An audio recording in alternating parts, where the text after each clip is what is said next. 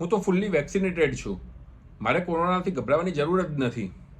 કોરોનાના કેસીસ જેમ વધી રહેલા છે ત્યારે લોકોને એક સ્વાભાવિકપણે ક્વેશ્ચન થશે કે મેં આગળની જે વેક્સિન લીધેલી છે એનો ખરેખર આ કોરોના વાયરસથી બચવામાં હેલ્પફુલ થશે કે નહીં. આજે આપણે એના વિશે જાણીશું. હું છું doctor Swapnil Shah, lifestyle wellness અમદાવાદમાં વેલનેસ ફિઝિશિયન અને ડાયાબિટોલોજીસ્ટ તરીકે પ્રેક્ટિસ કરું છું.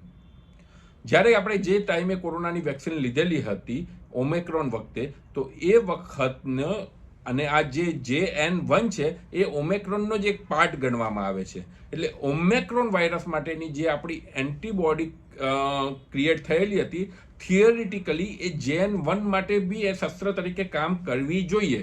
એના સિવાય બી જ્યારે બી જેને કોરોનાના ઇન્ફેક્શન થયેલા હતા એની જે એન્ટીબોડી ક્લિયર થયેલી હતી ઇન્ફેક્શનની સામે લડતા, તો અગેન જો એનો જ પાર્ટ હોય તો JN1માં હેલ્પફુલ થવી જોઈએ.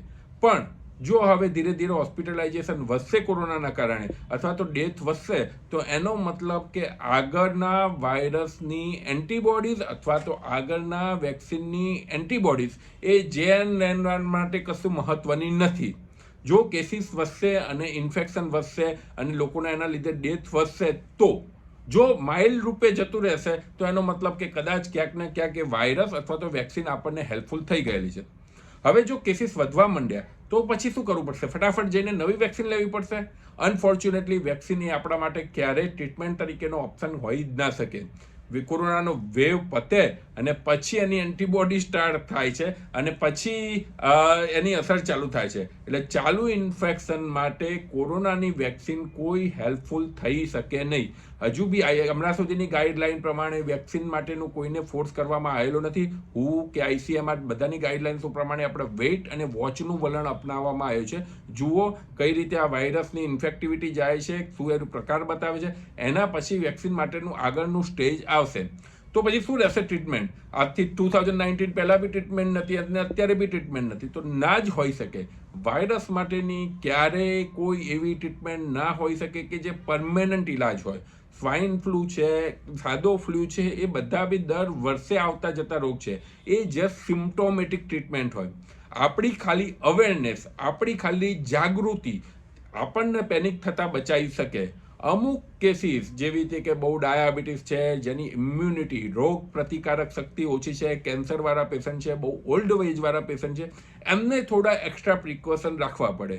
બાકી રૂટીનલી કોરોના એ સાદા વાયરસ તરીકે લઈને જ એને ટ્રીટ કરવો જોઈએ. જે ઇન્ફેક્શન આવે તો 4-5 દિવસનું આઇસોલેશન રાખીને જે એના સિમ્પ્ટોમેટિક ટ્રીટમેન્ટ અને હાઇડ્રેશન મતલબ કે શરીરની અંદર જેટલું લિક્વિડનું પ્રમાણ જેટલું વધુ હશે એટલી તમારી ઇમ્યુનિટી વધારશે. સો બેઝિકલી એ સિમ્પલ સ્ટેપ ઉપર ચાલવું પડે. હજુ સુધી કોરોનાની કોઈ દવા શોધાયેલી નથી.